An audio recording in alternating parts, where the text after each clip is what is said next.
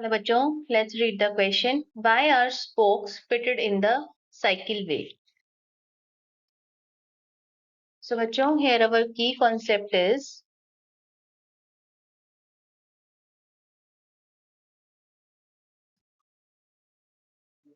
moment of inertia.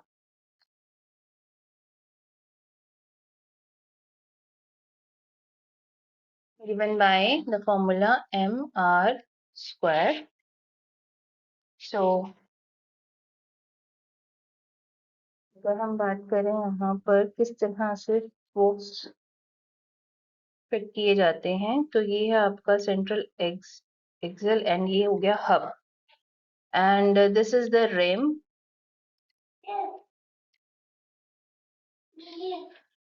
ये हो गए आपके spokes. These are the spokes.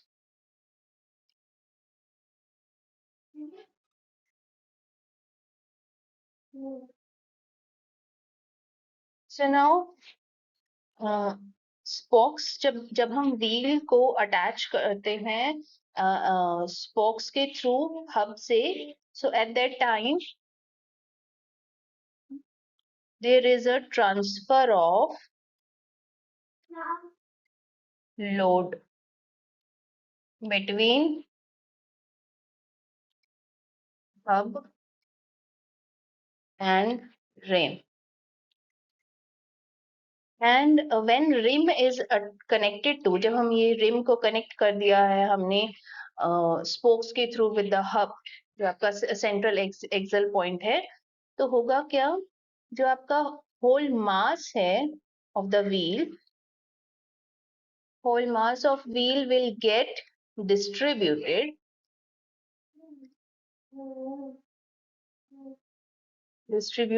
on rim of the wheel.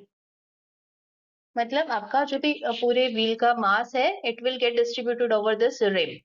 So that means आपके पास जो मोमेंट ऑफ इनर्शिया है, जो कि mr square, moment of inertia will increase, क्योंकि आपका जो परपेंडिकुलर डिस्टेंस है वो इंक्रीज कर गया है.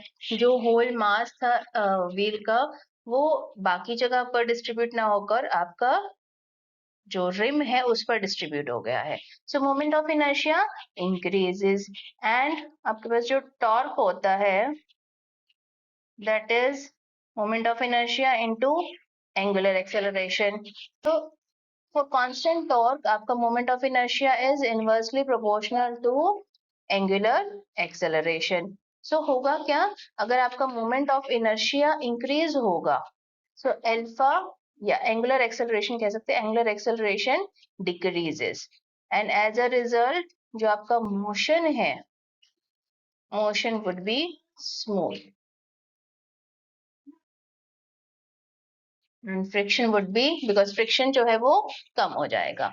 सो मेन रीजन क्या है आपका, कि आप जब रिम को हब से अटैच करते हैं वाया स्पोक्स, सो आपका मास जो है it will get distributed over this whole rim, and as a result जो आपका आर है वो इंक्रीज हो गया, मोमेंट ऑफ इनर्शिया इंक्रीज हुआ, जिसकी वजह से आपका एंगुलर एक्सेलरेशन डिक्रीज हो गया, and now the moment would be more smooth. So this is our final answer. I hope you understood it well. Best of luck.